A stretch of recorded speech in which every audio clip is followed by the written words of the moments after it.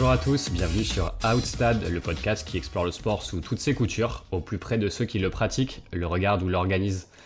On choisit ensemble un thème, on se questionne avec vous, on tente de décrypter ce qui se joue et surtout d'apporter un éclairage nouveau sur des enjeux méconnus autour du sport. Aujourd'hui, on va parler supporters, sécurité et de cet équilibre difficile à trouver. Comment encadrer un événement sans étouffer ce qui fait sa magie. Et pour parler de tout ça avec moi, Xavier en studio évidemment. Comment tu vas, Xavier ? Salut Maxime, salut à tous, ça va super. Eh ben top. Est-ce que tu es prêt à intervenir à tout moment pour nous aider si on s'égare un petit peu sur les différents sujets ? Ouais, bien sûr, je suis là pour ça. Parfait. Et donc, en plus de Xavier, un invité de marque. Pour le présenter, je pourrais m'appuyer sur un adage sportif bien connu qui dit que si on n'a pas entendu parler d'un arbitre à l'issue du match, c'est qu'il a été bon. Et ben ça s'applique parfaitement à des profils comme Warren. Si ces dernières années vous avez regardé le championnat de France de football, Roland Garros ou les Jeux Olympiques, vous avez vu son travail sans le savoir. Et tant que son nom n'apparaît pas dans les colonnes du Parisien, c'est plutôt bon signe. Même s'il peut être lui-même très performant quand il met un dossard, un short et des baskets, c'est plutôt en coulisses que Warren opère depuis des années. Il a occupé pas mal de fonctions clés, il va nous en parler, en matière de sécurité dans différents événements sportifs, avec toujours un double objectif, s'assurer que tous les acteurs puissent profiter pleinement de chaque événement, mais aussi veiller à ce que tout le monde puisse rentrer à la maison en bonne santé le soir. C'est avec cette casquette qu'on le reçoit aujourd'hui, et s'il nous reste un peu de temps, on testera aussi ses talents, assez impressionnants nous a-t-on dit, dans un petit quiz maison. Mais ça c'est pour plus tard. Pour démarrer donc, on est très heureux d'accueillir Warren Quintin. Un grand merci à toi Warren d'être avec nous aujourd'hui pour ce nouvel épisode d'Outstad. Bonjour tous les deux, merci de m'inviter, d'avoir pensé à moi. Très bien. On démarre ensemble et du coup, on va te mettre à contribution tout de suite, Warren, et on va te demander si tu peux de te présenter pour tous les gens qui nous écoutent, au-delà de ce que je viens de dire, avec une petite contrainte supplémentaire de ne pas utiliser le mot sport. Et évidemment, on inclut sportif, sportive, dérivé, sport dans d'autres langues, etc., pour éviter toute contestation arbitrale. Okay, donc on te laisse la main tout de suite. Ok, je m'appelle Warren Quintin, j'ai 38 ans. Ce qui concerne mes fonctions, on va dire, je suis actuellement stadium manager. Donc je suis diplômé du Centre de droit et d'économie du sport de Limoges, qui est une formation diplômante Bac+4 que j'ai passé en formation continue. Mon lien avec la sécurité, on peut dire que j'étais et que je suis encore représentant d'une génération de professionnels de la sécurité qui est plus axée sur le service, sur l'événementiel, donc avec une approche service ou service oriented qui prend en compte la complexité de toutes les parties prenantes, les producteurs du spectacle, la production TV, les médias, les spectateurs, les travailleurs. Donc pas seulement la sécurité publique et la sécurité intérieure comme la première génération de professionnels de la sécurité, l'armée, les gendarmes ou les policiers, mais plutôt des gens issus d'une formation généraliste. C'est ce que j'ai, une formation scientifique, littéraire, histoire géo, puis en sciences politiques, donc une formation qui éduque au moins à la complexité des acteurs et prendre en compte vraiment les intérêts de chaque partie prenante dans l'événement. Voilà un petit peu ce qui me construit comme professionnel de la sécurité. Donc j'étais pendant Paris 2024, j'ai démissionné de mon précédent poste à 34 ans, qui était à la Ligue de football professionnel pour rejoindre Paris 2024, assez tôt dans l'aventure, et j'étais responsable sécurité des sites de Paris Centre, donc les sites de compétition dans l'hypercentre parisien. On y reviendra plus tard, ouais, on parlera de tout ça. Et du coup, ouais, t'as soigneusement évité le mot sport, donc on va lever le petit tabou maintenant et tu peux avancer. J'espère gagner quelque chose. Voilà. C'était quoi le rapport au sport chez toi ? Est-ce que toi t'as pratiqué plus jeune ? Est-ce que t'avais c'est quoi ton rapport au sport de manière générale ? Ou est-ce que c'était simplement le dimanche devant la télé, devant Téléfoot ? Non, c'est un peu tout. J'ai beaucoup pratiqué, j'ai beaucoup regardé, je suis un grand consommateur. Ouais. Je suis un pratiquant, j'ai pratiqué enfant et jeune jusqu'au début des études, donc en sport collectif, en football, un peu de tennis aussi. Et puis quand il y a eu les études, j'ai plutôt commencé la course à pied assez régulièrement, donc c'est plutôt quelque chose de bien-être aussi pour évacuer une forme de pression et se sentir tout simplement bien. Ensuite, le rapport dans le travail, ça a été un hasard, ça a été un job étudiant pour commencer. Quand je suis arrivé à Paris pour finir mes études, à C'était quoi Roland-Garros. Ouais, j'allais dire, c'était quoi comme Ouais. job exactement, ouais. C'était à Roland-Garros, ça s'est vraiment fait parce que j'avais une copine qui a eu un coup de téléphone à côté de moi, qui a refusé un poste. C'est comme ça que je l'ai pris. Moi, ça m'intéressait de moins taper dans mon prêt étudiant. Donc je me suis retrouvé à l'accueil joueur à Roland-Garros. Donc l'accueil joueur, ce sont des services spécifiques pour les joueurs qui participent au tournoi de Roland-Garros. Donc ça va tous les métiers qui font nos métiers après dans l'événementiel sportif. Il y a le transport des joueurs depuis l'aéroport, leur accréditation, le cordage, la gestion de leur vestiaire, la gestion de leurs escortes jusqu'au terrain quand ils sont sur site. Et moi, je m'occupais à Roland-Garros des tribunes joueurs. Donc c'est un petit peu comme dans un restaurant un peu huppé. On place les joueurs dans les tribunes pour les gros matchs ou leurs proches. Donc il y a des gens qui ont des droits d'accès à certaines tribunes. Puis nous, on veut remplir, mais on veut toujours qu'il y ait de la place si jamais il y a des joueurs un peu plus importants qui arrivent pour regarder un match. Donc c'est comme ça que j'ai commencé dans le sport. J'ai participé à 6 ou 7 Roland-Garros tous les étés à faire ce job. Et c'était hyper formateur. J'imagine qu'il y a pire job étudiant que celui-là, quoi. Ah, il y a bien pire, c'était super. La seule contrainte, c'est que ça m'a parfois poussé à décaler quelques sessions de partiel et à les passer en septembre pour être présent sur la quinzaine. Parce que c'est parti de 15 jours la première fois en adjoint du responsable tribune joueur. Puis après, j'ai pris la responsabilité des tribunes joueurs dès la deuxième année, parce que c'est beaucoup de bouche à oreille. Hein.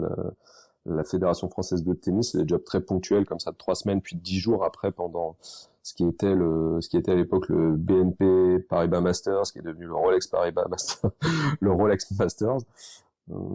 Et donc ensuite, petit à petit, d'une tribune sur le Philippe Chatrier, il y a eu une deuxième tribune sur le Langlaine, puis on a élargi le concept qui plaisait beaucoup aux joueurs et aux entourages des joueurs, sur tous les cours annexes également, pour garantir à tout le monde des places sur les matchs de la quinzaine. Et du coup, de là, t'as enchaîné. C'est ça qui a créé une vocation au départ de bosser dans le sport, ou c'était, enfin, tu parlais de hasard au départ?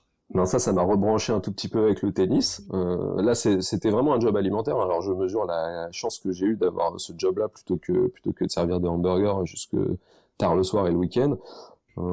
Ça me permettait en 3 semaines, en fait, de gagner autant que sur un autre job étudiant que j'aurais pris en continu à très mi-temps sur 9 mois, en complément des jobs estivaux. Mais c'était pas du tout mon cœur de métier. Mon cœur de métier, c'était les sciences politiques et la communication politique. C'est là-dedans que j'ai commencé à travailler, c'est dans ce secteur-là. Et puis en fait, c'est à la suite je continuais quand même de prendre des congés pour retourner à Roland-Garros, donc ces 2 années-là, parce que j'adorais ça. Il y a vraiment une ambiance très particulière, mais c'était pas ce que je comptais faire. Je suis plutôt formé pour le lobbying politique au niveau européen, donc éventuellement aller à Bruxelles ou ces choses-là. Puis cette expérience, j'ai eu une mauvaise expérience dans ce métier-là. À ce moment-là, la Fédé m'a rappelé, m'a toujours dit, bah tiens, si tu veux, il y a peut-être, on a peut-être un peu plus. Donc j'ai dit bon, j'ai passé 2 années où j'aimais pas trop ce que j'avais fait. Je me suis dit allez go, je vais avec vous. Et c'est en 2014 du coup que j'ai vraiment commencé à travailler dans l'événementiel sportif. Et c'est du coup à travers ces expériences-là que t'es rentré enfin que t'as mis un pied dans la partie sécurité de l'événement sportif, du coup. Exactement. Comme c'est du petit événementiel au début à Mouilleron-le-Captif quand il y a 2000 personnes. Puis que ça devient du très très gros quand on fait le record du monde sur un match de tennis à 3 fois 27 000 à Lille. Petit à petit, on prenait de plus en plus de responsabilités. Et puis, je suis rentré d'abord par les accréditations. Les accréditations, ça fait voir tous les métiers de l'événementiel sportif. Donc on parle autant à la production télé, aux médias, aux équipes, au staff, au staff, à la workforce, donc tous les accrédités qui participent à la livraison d'un événement. Le bas de la pyramide, donc les agents de sécurité, les agents d'entretien et de ménage, les agents des snacks, du F&B. Donc en fait, ça permet de toucher un petit peu à tout. Puis après, la sécurité, en fait, c'est ce qui vient garantir ce système d'accréditation. Une accréditation, c'est un titre d'accès pour un travailleur sur un événement sportif, avec un niveau de droit. Et ces droits, ensuite, il faut les faire respecter par des humains sur le terrain. Ces humains-là, c'est les agents de sécurité. Donc c'est assez logique, en fait, de passer d'accréditation, en tout cas quand on parle accréditation, de parler sécurité. Ce qui était moins logique et ce qui a dépassé un peu mes fonctions et ce qui a fait une progression, c'est d'aller déployer le système. Mais donc c'est des plans, des flux, des choses comme ça. Et fin 2014, du coup, comme j'avais regardé pas mal d'aspects de l'événementiel sportif et que j'avais passé une super année, hein, la réalité c'est que c'était une année bien meilleure que les 2 années précédentes en communication politique, c'est là que j'ai décidé de retravailler un petit peu mon CV. de surfer un petit peu en se disant bah tiens, dans la sécurité il n'y a pas beaucoup de gens issus des sciences politiques qui sont passés par le terrain. C'est plutôt des profils, comme j'en ai parlé en intro, ex-armée, ex-gendarmerie, ex-policier. Donc pourquoi pas aller travailler un profil, aller proposer une compétence qu'il n'y a pas non plus dans les écoles spécialisées dans le management du sport chez Cage. Et donc moi la promesse en fait que je vends après ensuite aux organisateurs, c'est de dire que je peux parler aussi bien à un agent de sécurité qu'à un préfet, voire dans le cas des Jeux Olympiques à un ministre ou à des chefs d'État. Quand tu parles de FNB, juste pour ceux qui nous écoutent, c'est quoi exactement? Ah pardon. Alors, oui. Alors FNB c'est Food and Beverage, donc c'est tout ce qui concerne le snacking, les boissons, la vente de sandwichs, de boissons gazeuses sur un stade, voilà, les buvettes. Très bien. Et t'as basculé, si je me trompe pas, côté ligue de football professionnel tout de suite après ou pas tout de suite? Pas tout de suite, j'ai commencé dans l'événementiel sportif pur et dur. Donc l'événementiel, ça ressemble en fait ceux qui travaillent beaucoup dans l'événementiel sportif courte durée, malgré les grands événements qu'on a en France depuis 98 presque. Hein, il y a eu 98, 2007, et puis régulièrement on a des grands événements en France. Ça ressemble aux intermittents du spectacle. Donc on prend des contrats courts, de 3 mois, de 6 mois, suivant les besoins. J'ai quand même bossé sur quelques salons au Bourget, donc loin de l'événementiel sportif, mais ensuite j'ai signé sur l'Euro 2016. Okay. Ça a été hyper formateur pour moi, et je me suis occupé de l'IBC. Donc si Xavier m'interroge sur l'acronyme, ça veut dire International Broadcast Center, et donc ça c'est le centre de diffusion international de télévision, donc de production audiovisuelle. Donc ça, c'est quelque chose qui était construit porte de Versailles, et ce qui donnait, là par exemple, mon profil, certes c'était la sécurité de cet endroit-là, mais c'est une population particulière, avec des droits particuliers, qui paye, donc il faut traiter comme un payeur, quelqu'un d'important dans un dispositif comme l'Euro 2016. Et donc là, j'ai passé du temps. L'IBC, c'est quelque chose que le grand public connaît pas du tout, mais c'est quelque chose de très sensible, parce que c'est là où il y a tous les flux télé qui arrivent, qui partent, donc c'est vraiment le cœur de l'événement, quoi. C'est vrai, c'est quelque chose de très sensible, c'est pour ça que le grand public le connaît pas non plus trop, on n'en fait pas beaucoup la promotion, mais sur chaque grand événement international, donc on va dire les championnats d'Europe ou autres championnats de sports continentaux, soit de basket, de foot ou les Jeux Olympiques, les championnats du monde, tout ça c'est diffusé en télévision, et pour être diffusé, il faut que ce soit produit, donc il y a évidemment des caméras qui sont au plus près de chaque aire de jeu, mais ensuite c'est câblé vers des cars régie qui sont juste encore dans l'enceinte du stade, mais ensuite ces cars régie, ils sont généralement, parce que pour pas prendre trop de place, ils sont reliés par un câblage profond à un endroit qui centralise un petit peu la production et où sont tous les plateaux de télévision. D'accord. Donc les plateaux de télévision sont à cet endroit-là, donc évidemment il faut sécuriser les plateaux de télévision parce que dessus il y a des invités parfois de marque. C'est pas tout le monde n'a pas le même niveau d'invité qu'à Haute Stade. Voilà, il y a des V-VIP un tout petit peu plus importants. Et puis il y a également le câble en tant que tel, ce qui amène le flux du stade au centre de diffusion. Donc le chemin c'est ça, c'est stade, câble, car régie, centre de diffusion, et ensuite du centre de diffusion via les relais et les antennes vers tous les postes de télévision du monde entier. Parce que c'est ça qu'achètent les télés, et puis c'est ceux qui consomment, au-delà des spectateurs, c'est aussi le téléspectateur. Donc ça c'est assez formateur, mais c'est vrai qu'il faut comprendre ces enjeux-là, et on parle pas pareil évidemment à la télé qui a acheté les droits 480 millions d'euros par exemple, qu'à la petite chaîne qui vient juste faire le petit média qui vient faire un papier sur un stade en zone mixte. Ah, effectivement, chaque population là-dedans, elle a des spécificités. Pareil, on va creuser ça ensemble juste après. Et du coup, pour toi, quand on dit sécuriser un événement sportif, là, on parle plus largement au-delà du centre des médias dont tu parlais, mais sécuriser un événement sportif, ça veut dire quoi exactement? En fait, tu parlais là d'un enjeu de sécuriser les flux télé. On imagine évidemment les athlètes ou les invités de marque dont tu parlais, mais au global, c'est quoi un peu les différents enjeux quand on parle de sécuriser ce type d'événement? Ça reste quand même de la sécurité. C'est pas parce que j'ai une approche service et population et événementielle que j'oublie ça. Donc en sécurité, même si c'est pas mon cœur de métier, si c'est pas ma formation, je pense que ce qu'on entend le plus, c'est analyse de risque. On commence par analyser les risques. Donc, on analyse aussi le terrain. Qu'est-ce qu'on fait et où on le fait. Là, on parlait de l'IBC, Porte de Versailles, dans un parc des expositions, avec une enceinte fermée, avec une population spécifique qui est à l'intérieur. Ensuite, si on continue mon chemin professionnel, par exemple, même si ça fait pas trop auto-centré, je me suis retrouvé au Gabon à organiser la Coupe d'Afrique des Nations, à faire les systèmes de billetterie et de sécurité au milieu de la forêt équatoriale, à OIM. Bah clairement, c'est pas le même sujet de sécurisation. Porte de Versailles. Exactement, c'est pas la même faune ni la même flore, parce que ce sont deux sujets dans la forêt qu'on n'a pas forcément porte de Versailles. Et là, on va avoir des sujets très triviaux comme se protéger des petits pumas, des petites panthères, des papillons de nuit, de ces choses-là, garantir l'alimentation électrique, puis surtout la sécurité routière, par exemple, sur des routes de sable qui traversent habituellement des pistes en fait, qui traversent la forêt. Et là, notre sujet, ça va être de faire venir les gens dans le stade pour les sécuriser et les protéger. Donc en fait, on analyse le risque et le terrain. Si on développe et qu'on va jusqu'au JO à Paris, bah, le travail que les équipes des sites de Paris Centre ont effectué, c'est dans un hypercentre parisien avec des musées partout, beaucoup de travailleurs, une grosse densité, une coactivité hyper importante à gérer. C'est plus que par exemple nos collègues qui ont travaillé sur le tir à Châteauroux, qui avaient un autre contexte à analyser. Donc ils analysent le risque, ils prennent aussi en compte le lieu. Le lieu, bah c'était je crois un ancien aérodrome, un tout petit peu éloigné, un ancien centre de tir. Donc il fallait aussi faire venir les gens. Il y avait des problématiques de chaleur, mais on n'avait pas cette problématique de flux, de congestion que nous on pouvait avoir dans les sites de Paris Centre. Donc en fait c'est ce qu'on fait, on analyse les risques, le terrain, en fonction du lieu.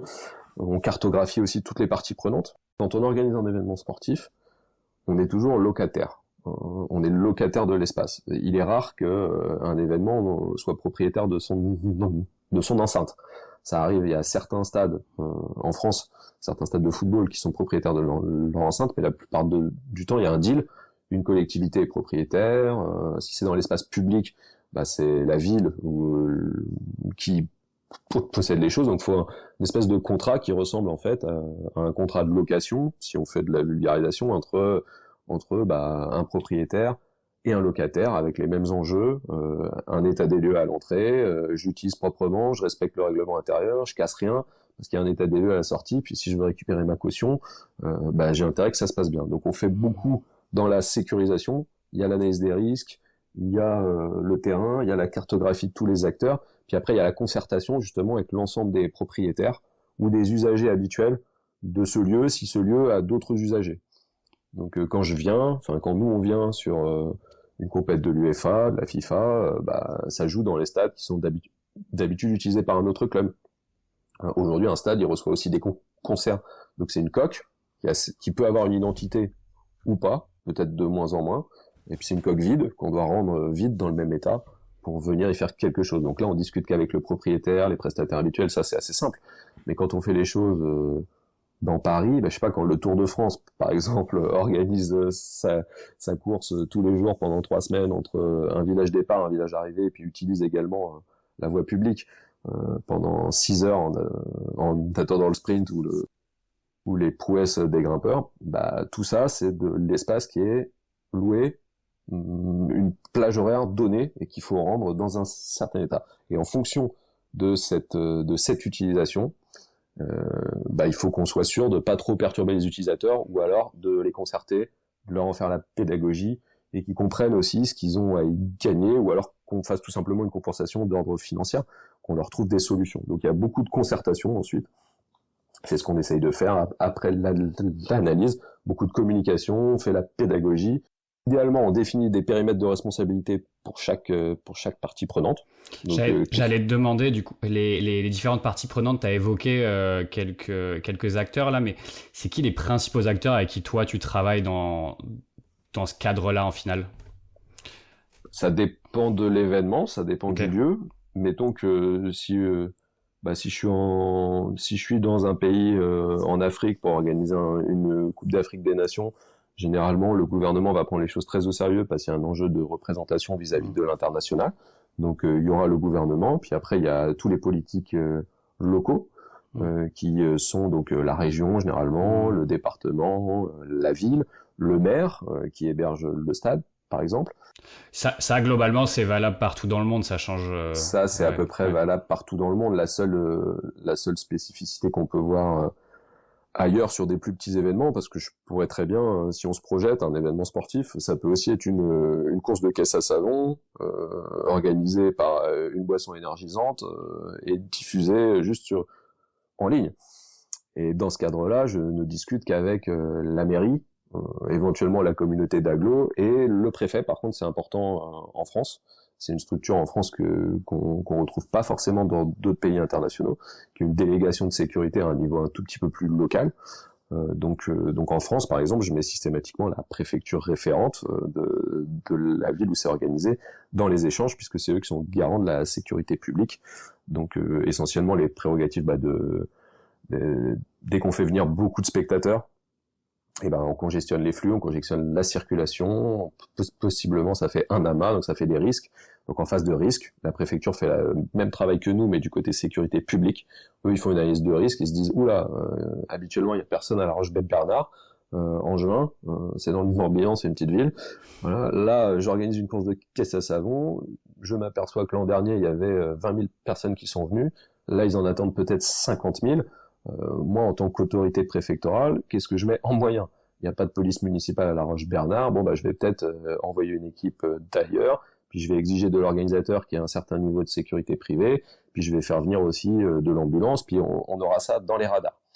Voilà. Donc ça marche à tous les niveaux. Puis évidemment, plus on fait venir de spectateurs, plus il y a une médiatisation importante, bah, plus le niveau de sécurisation publique d'un côté et privé du côté organisateur est important. Et plus la concertation, parce qu'aujourd'hui on parle puisqu'il y a de plus en plus d'événements, que ça ramène de plus en plus de monde, et que ça fonctionne, bah il y a un enjeu pour l'État, en France en tout cas, de moins payer, puisque même s'il y a de plus en plus d'événements, ça n'intéresse pas forcément tous nos concitoyens contribuables.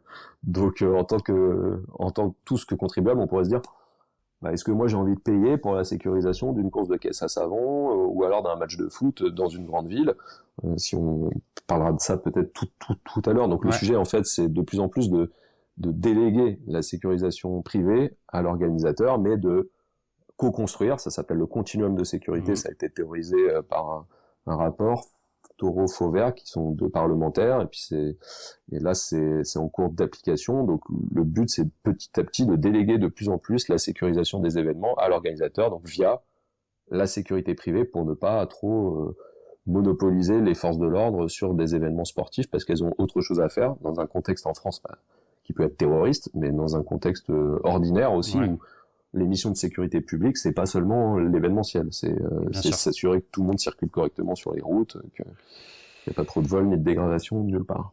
Et justement, si on rentre un petit peu, quand on va se retrouver à sécuriser un événement comme ça, avec du coup ce continuum que tu présentais, on va avoir en face aussi différents profils sur différents événements. J'imagine que c'est effectivement pas les mêmes supporters et les mêmes fans qui viennent à la course de caisse à savon dans le Morbihan que ceux qui vont voir l'Euro 2016 où tu as participé, ou les Jeux à Paris Centre. Est-ce que dans tous ces profils de gens qui viennent voir, tout le monde est traité de la même manière pour toi? Est-ce qu'il y a des spécificités sur certains sports, sur certains types de supporters, sur certains événements, ou il y a des principes qui s'appliquent à tout le monde de manière générale? Je dirais qu'il y a deux sujets. Est-ce que le consommateur de sport sur le terrain, c'est seulement un supporter? Je pense qu'il faut commencer par parler de ça. Effectivement, il y a des catégories après dans le supporterisme, qui est là, mais en fait, quand je suis au stade, ou même quand je suis à la caisse à savon, parfois, en fait, d'abord, je suis spectateur, voire accompagnateur. Moi, je peux aller avec ma filleule, mettons que je sois supporter de River Plate, et que ma nièce, parce que si c'est ma fille, elle est aussi supporter de River Plate, mais ma nièce ou ma filleule, elle est de Boca Juniors. Bon, je peux vouloir accompagner ma nièce ou ma filleule, et ne pas être supporter pour autant du club adverse. Dans ce cadre-là, je suis spectateur et je suis accompagnateur. Et ça part, il y a de plus en plus de gens qui viennent au stade parce qu'au stade il y a autre chose à consommer. Il y a des loges, c'est l'occasion de faire des relations publiques au niveau d'un département, de se dire tiens, je vais rencontrer tel ou tel entrepreneur, c'est l'occasion de signer des contrats, c'est l'occasion de rappeler qu'on existe. Il y a des VVIP, des gens très importants qui peuvent être des influenceurs et qui feront parler de l'événement. Ça, ce sont aussi des spectateurs. Donc, il y a une offre pour ces VVIP. Il y a une offre pour ces... Donc, VVIP, Very, Very Important Person.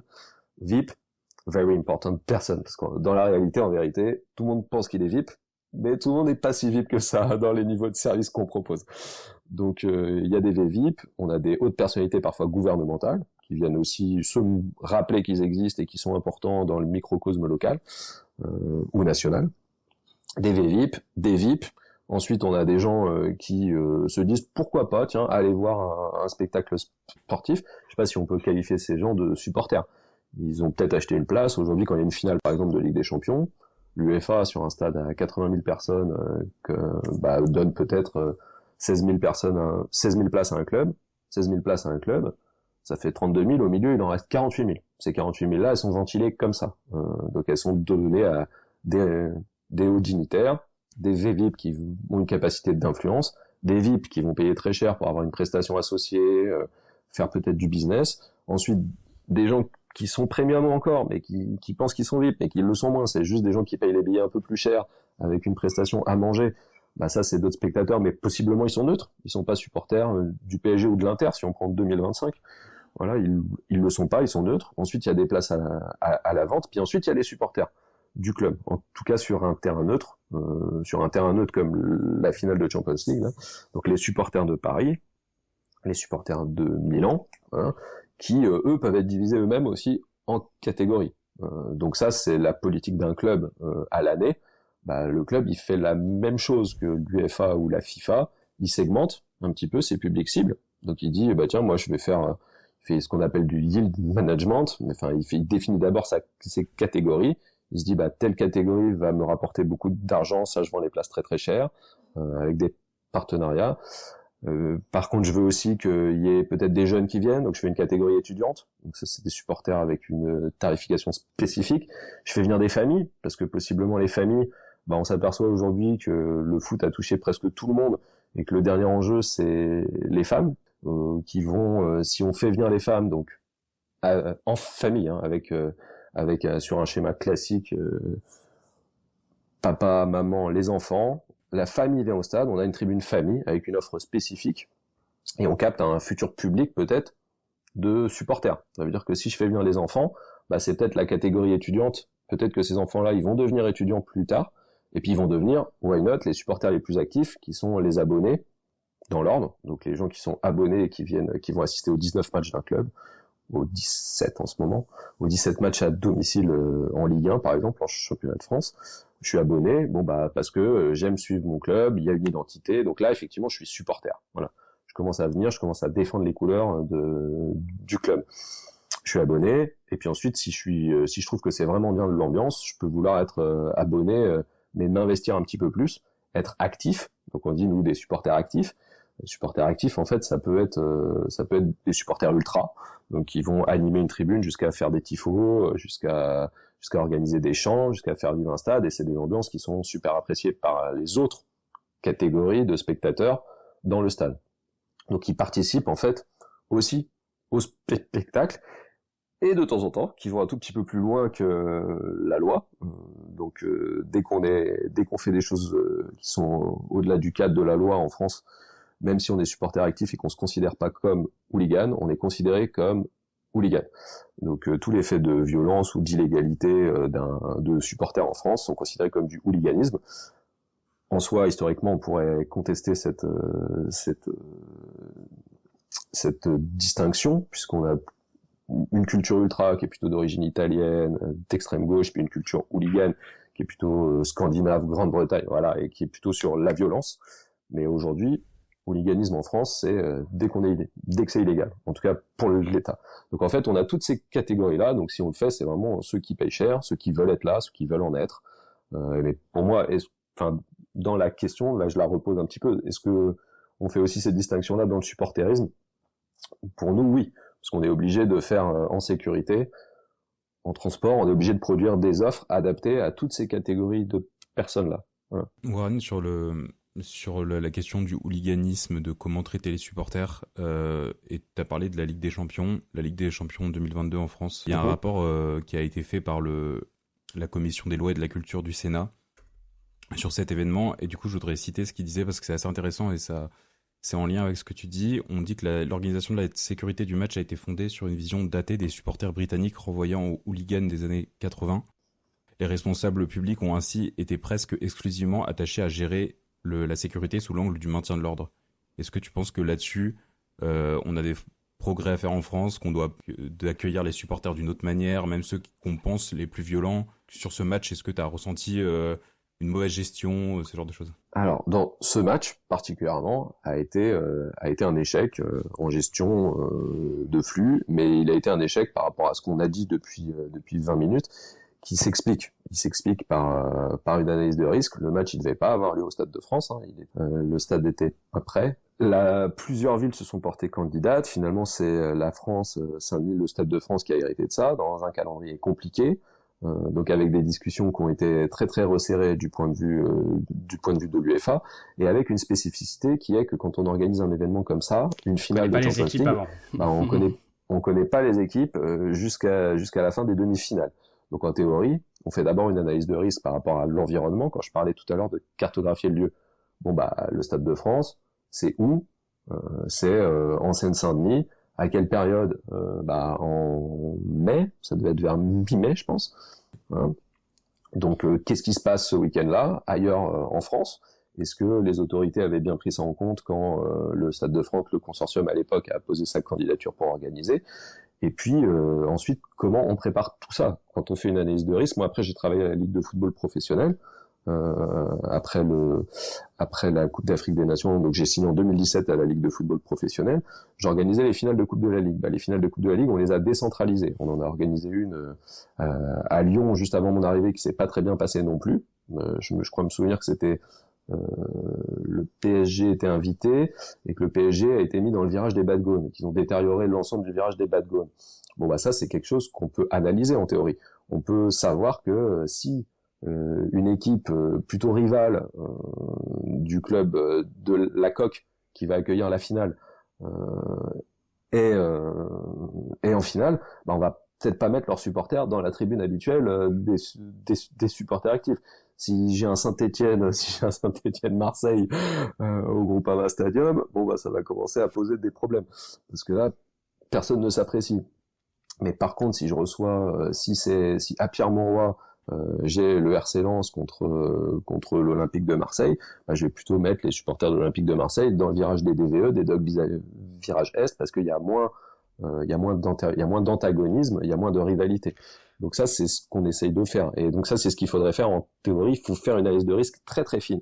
Et c'est ce qu'on n'a pas eu le temps de faire en France en 2022 à l'époque de cette finale. Il y a eu d'autres sujets d'accès également. Oui, mobilité, grève de transport. Mobilité, il y avait une grève des transports, ce qui n'a pas aidé. On essaye toujours de séparer les flux d'arrivée de supporters sur les grands événements comme ça, parce que s'ils se croisent pas, c'est le même principe que pour éviter de se faire voler des choses, on les montre pas, donc on essaye de pas susciter la convoitise. Et on ne pourrait éviter des fights ou des combats en tout cas des affrontements entre supporters, on essaie qu'ils ne se croisent pas. Ça s'appelle la sectorisation des flux, et ça commence depuis l'aéroport jusqu'à leur trajet en transport, jusqu'à leur tribune. Voilà. C'est ce qu'on essaye de faire. Il suffit qu'il y ait une grève des transports sur une ligne de RER pour le Stade de France ou sur une ligne de métro. Pour compenser, on va mettre tout le monde dans le même métro. Là, ça commence à générer des problèmes.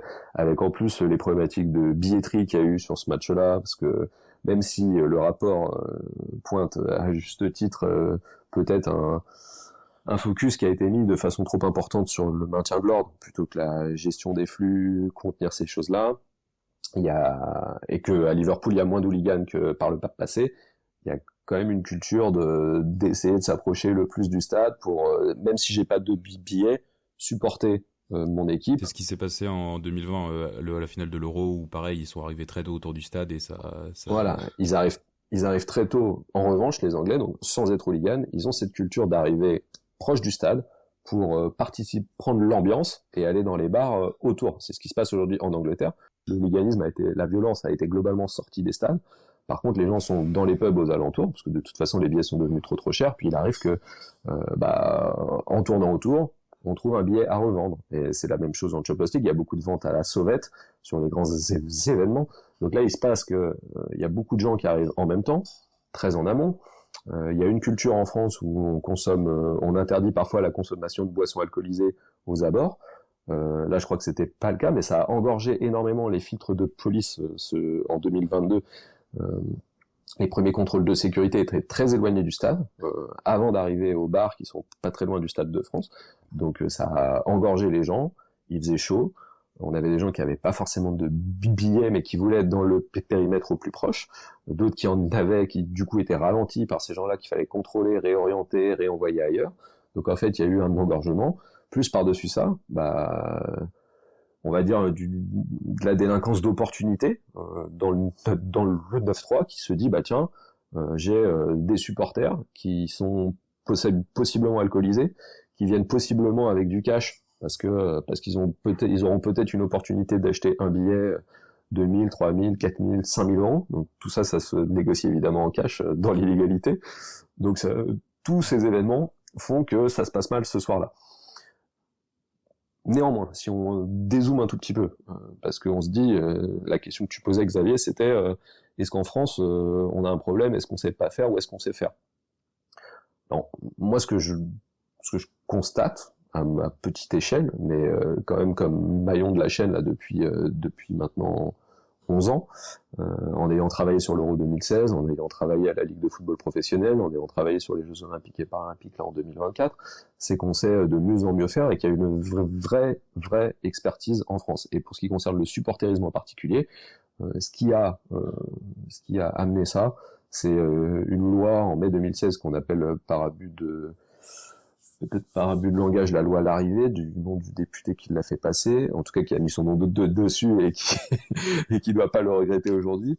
C'est une loi sur le supporterisme qui avait été poussée à l'époque par l'État français, qui reposait un petit peu sur deux piliers qui s'équilibraient. Ça veut dire que l'État en France voulait, la République française, donc via ses élus, dire aujourd'hui on sanctionne pas assez fermement. Il y avait quelques débordements, c'était juste après le plan Leproux, le PSG, c'était les incidents de Yann Laurence. Il y avait eu des morts en France dans les tribunes. Donc en fait ce que l'État voulait, c'était pouvoir plus facilement interdire certains supporters de stade.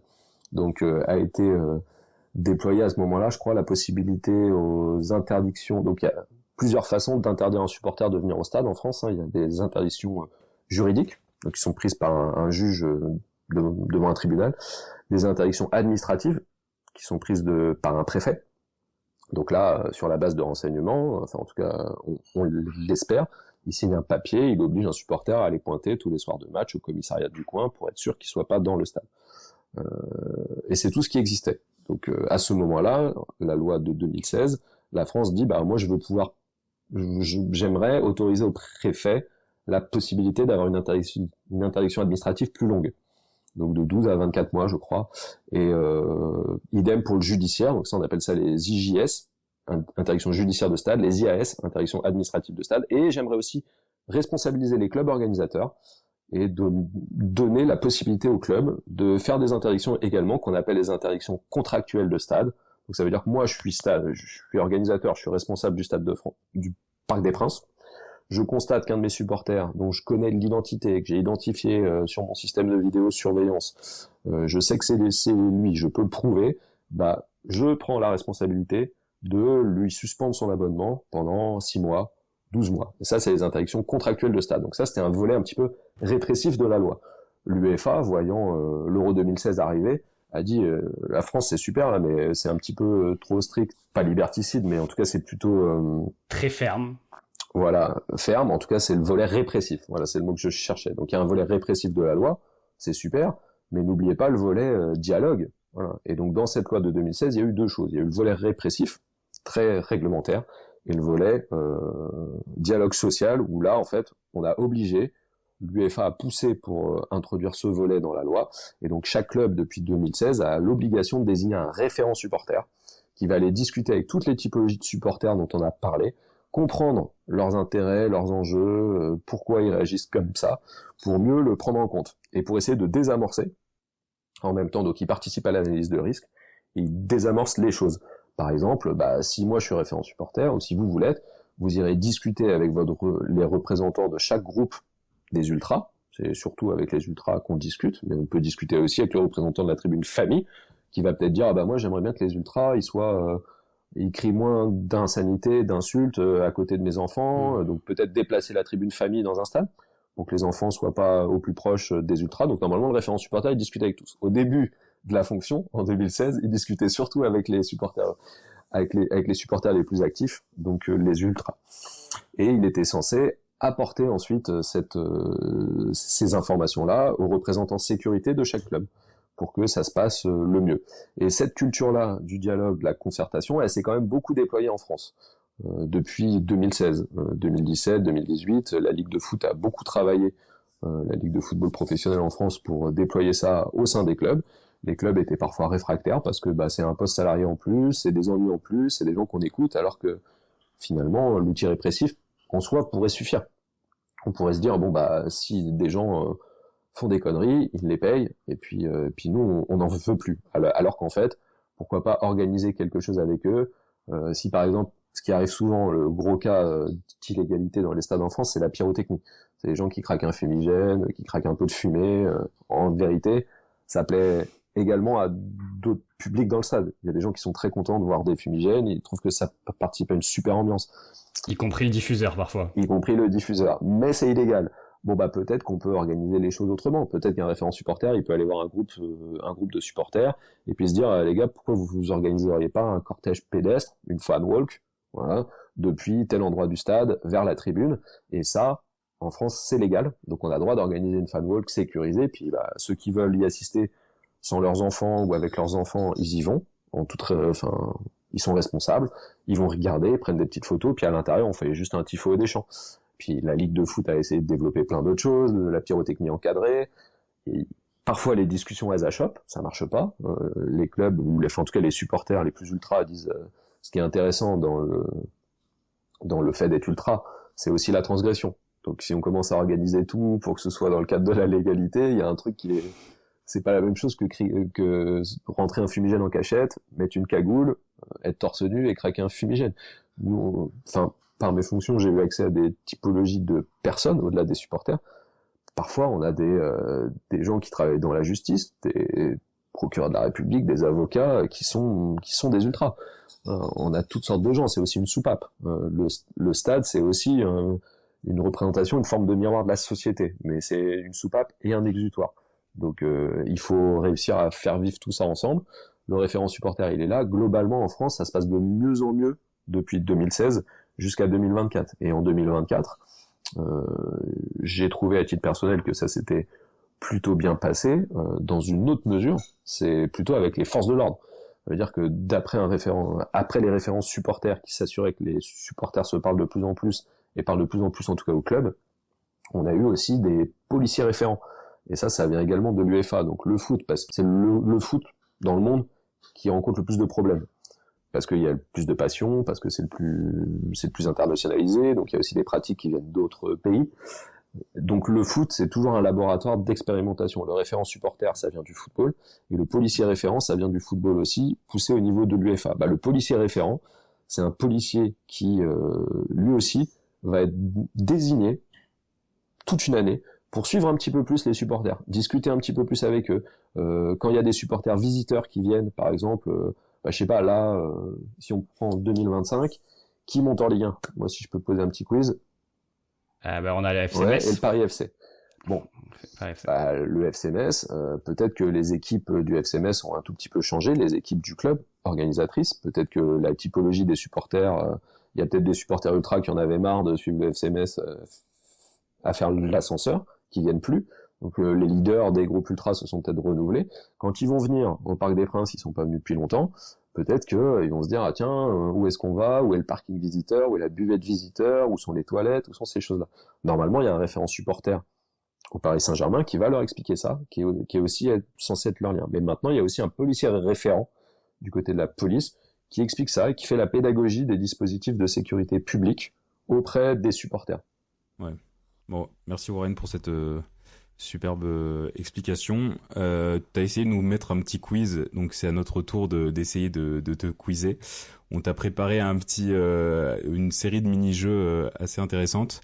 Donc on va croiser un vrai ou faux et un tu préfères. Enfin, quel que tu préfères, tu vois, ça va être assez croustillant. Et on va voir si ta réputation de compétiteur hors pair est légitime, parce qu'on sait que t'aimes bien les jeux. Il me semble que t'as fait une fac d'histoire, donc vu que t'aimes l'histoire et le sport, on va essayer de combiner les deux. Donc vrai ou faux, des parfums étaient vaporisés dans les gradins du Colisée pour couvrir l'odeur du sang. Vrai. Ok. Je te prends toutes tes réponses et je te réponds après, comme ça on fera le reveal. Ok. Le stade panathénaïque construit pendant l'Antiquité a été rénové pour les Jeux de 1896 et il a été entièrement rénové en marbre à Athènes. Faux. Faux. Ok. Et à Chichen Itza, alors j'espère que je le prononce bien, désolé pour tous les Mayas qui m'écoutent. Donc dans l'Empire Maya, le stade où était pratiqué le jeu de balle pouvait contenir plus de 100 000 spectateurs. Plus de 100 000. Ouais.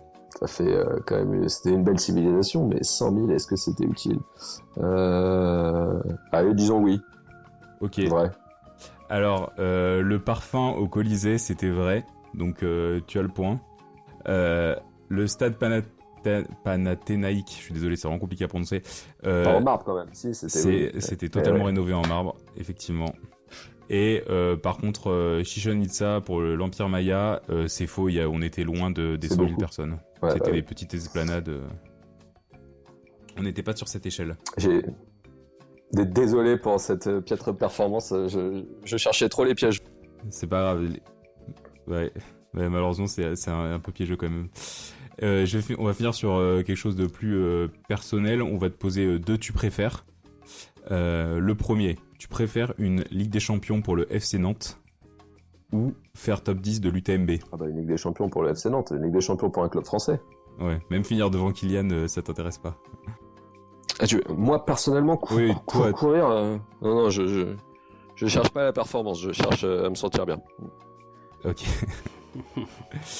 Et dernier, tu préfères organiser un PSG-OM en dernière journée pour le gain du championnat, donc avec beaucoup d'enjeux, ou organiser 2 marathons olympiques et un marathon grand public avec 42 000 participants, tout ça dans l'espace de 24 heures sur le même parcours? Franchement, j'ai préféré 3 marathons en 24 heures, droit de nuit, sans trop de temps de dormir, parce qu'il y avait des matchs à risque, il y en a souvent, des matchs à risque à enjeu, des matchs de football avec les débordements qu'on connaît, sans que ce soit la routine, parce que chaque match est différent,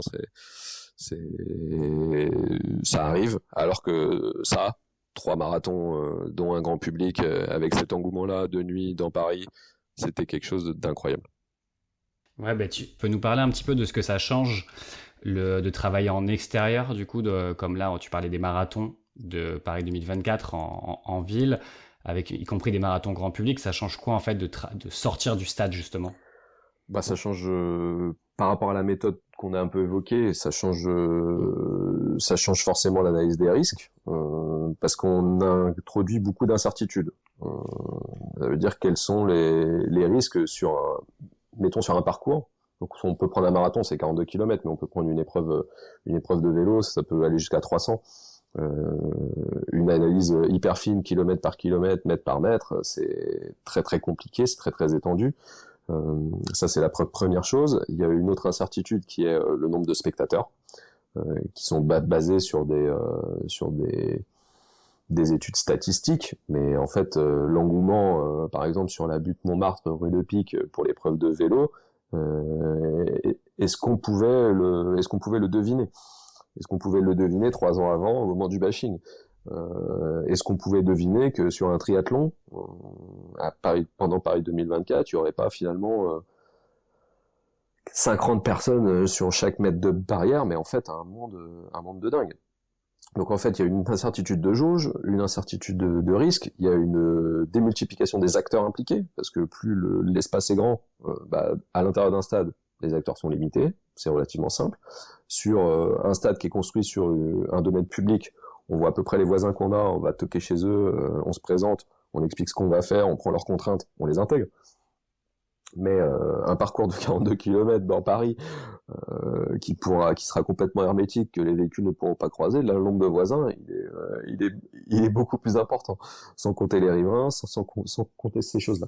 Donc ça, c'est évidemment un travail qui est à faire en concertation à un autre niveau que le niveau de l'organisateur.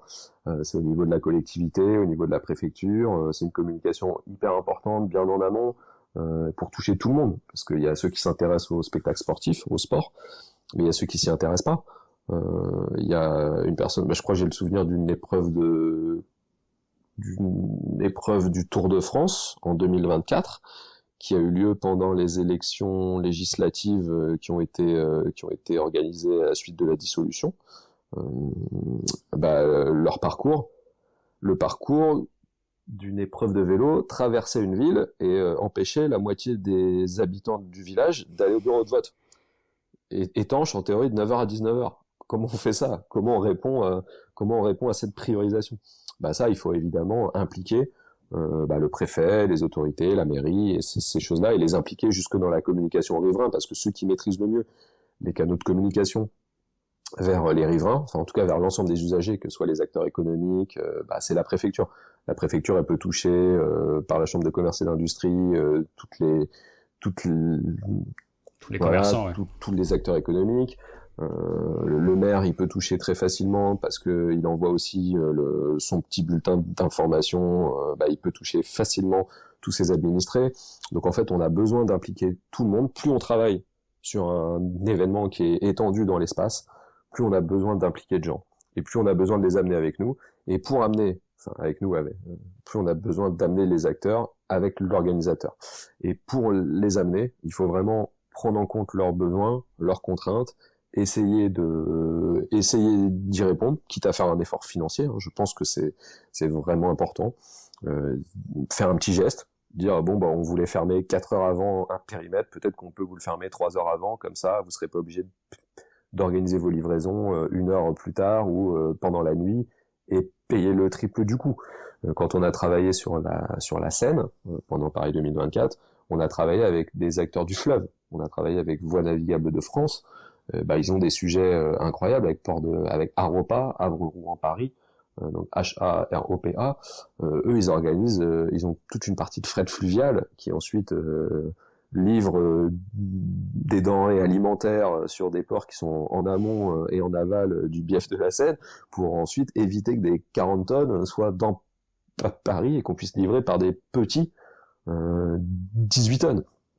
Ça, c'est hyper important de le prendre en compte. Donc tous les jours, on privatisait la Seine, puis on fermait la Seine à 2 heures du matin, on commençait les opérations de fermeture de la Seine, qu'on rendait à la navigation commerciale et touristique à 14 heures.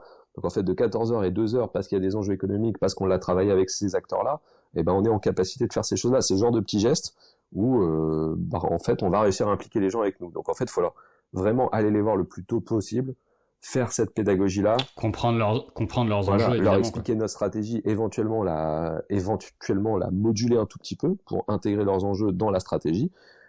Écrire aussi, parce que malgré tout, il y a des enjeux financiers, écrire la répartition des responsabilités, en définissant ça chez nous, parce que on est organisateur. Moi, je suis organisateur, ma responsabilité, c'est le périmètre de mon enceinte. Néanmoins, je comprends que j'ai un impact, donc je participe et j'irai voir les riverains avec monsieur le maire d'arrondissement, je peux participer au courrier, je peux écrire, je peux aider à faire la pédagogie, parce qu'un maire n'a pas forcément les moyens de faire un joli plan pour expliquer les choses, ou a peut-être besoin d'un petit coup de main aussi pour expliquer les contraintes de circulation.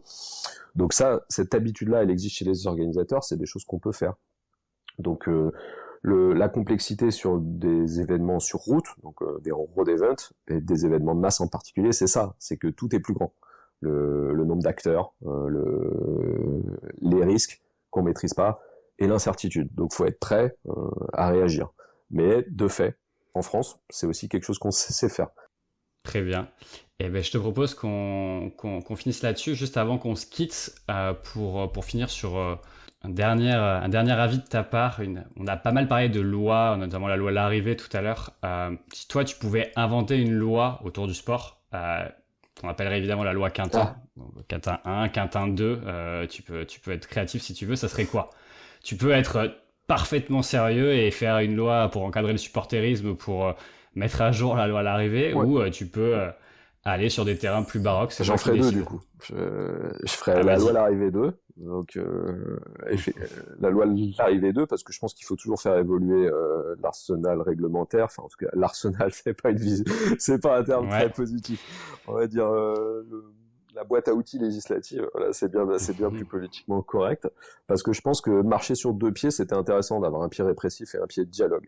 Aujourd'hui, dans le dialogue, on a beaucoup évolué malgré tout depuis 2016, donc ça fait 10 ans. En 10 ans, les choses évoluent, il y a eu des expérimentations qui ont été tentées sur la pyrotechnie, donc j'aurais bien donné la possibilité d'avoir des interdictions de stade encore plus importantes, quand les gens sont vraiment coupables, donc du répressif, à condition de donner un petit peu plus de liberté en face. Donc je pense qu'aujourd'hui, des zones de pyrotechnie encadrées dans les stades, comme ça peut exister dans les pays scandinaves, dire dans un bloc de stade, si tout le monde est d'accord, là, à cet endroit-là, bah, vous avez droit d'apporter de la pyro et de craquer. Par contre, il faut que tout le monde soit OK. Ça veut dire que si j'achète ma place là, c'est une culture qu'on n'a pas en France, la culture de la responsabilisation individuelle. En fait, il y a un propriétaire, il y a un préfet, il y a toute une chaîne de commandement et de chaîne de responsabilité. Mais puisqu'on est dans l'utopie ou dans la prospective législative, ça me paraîtrait intéressant de dire ça. Dire j'organise une zone où la pyrotechnie est libre. Voilà. Par contre, si vous le faites ailleurs, ou alors si vous êtes dans le fight, ou si vous êtes dans le guide d'égalité, l'interdiction de stade, elle est plus importante. Voilà. Donc continuez d'avoir ces deux jambes, mais allez plus loin des deux côtés. Plus loin dans la liberté et le dialogue, et plus loin dans je me fais attraper, je prends une tape sur la main, quoi. Et la loi Quintin 2, du coup? La loi Quintin, je pense que ça fait longtemps qu'on devrait revenir sur la loi Evin en France, qui est du point de vue de la sécurité, parce que c'est avec cette casquette-là que je viens, pas avec la casquette d'un débile boisson, mais je trouve qu'il y a une forte hypocrisie sur la loi Evin en France qui interdit la publicité de l'alcool, qui aiderait beaucoup à financer à la fois des petites associations, des clubs moyens et également le sport professionnel, et qui nous aiderait du point de vue de la sécurisation, puisque aujourd'hui l'interdiction de consommer dans les stades ou de faire la publicité empêche pas du tout des gens d'ouvrir les coffres sur les parkings des stades et de se mettre des mines incroyables à l'alcool fort, alors qu'on pourrait organiser une consommation un peu raisonnée à l'intérieur des enceintes, les vendre, donc apporter des revenus à tout niveau d'organisateur, et d'un point de vue sécurité, faciliter la vie de tout le monde, puisque on pourrait faire rentrer les gens plus tôt dans les stades, éviter d'avoir de l'engorgement à l'extérieur. L'engorgement à l'extérieur, ça ralentit les flux, ça oblige à lâcher à la fin la sécurisation, et puis c'est aussi des amas de personnes, donc c'est éventuellement, si on se met dans des tensions potentielles. Oui, et puis des tensions, et aussi une cible pour une voiture bélier, par exemple, ou ce genre de choses. Donc la loi Evin, pour moi, gagnerait à être revue en toute honnêteté, et que ce soit pas une posture. Je comprends très bien que c'est le ministère de la Santé qui bloque, qu'on n'a pas envie d'associer la consommation d'alcool au sport en France, et je l'entends, mais je pense qu'on peut organiser une consommation un peu plus raisonnée, donner la possibilité de sponsoriser, parce que les vins et spiritueux, c'est des gens qui ne demandent qu'à mettre de l'argent dans le sport, ou au moins des partenariats. Voilà les deux choses qui me viennent spontanément comme ça sur le sport en France. Eh ben c'est très bien, on va conclure là-dessus. Encore merci Warren d'avoir été avec nous. Merci beaucoup Warren. On espère que ça t'a plu. Ouais, c'était un plaisir d'échanger. J'espère que j'ai pas trop tenu la sucette. Ça devrait aller, on verra au montage. Okay. Et merci beaucoup Xavier. Ouais, merci Maxime, merci Warren et merci à tous. Ouais, merci à tous d'avoir écouté. On revient très vite, on l'espère, avec un nouvel épisode pour penser le sport autrement qu'à travers les résultats. Merci tout le monde.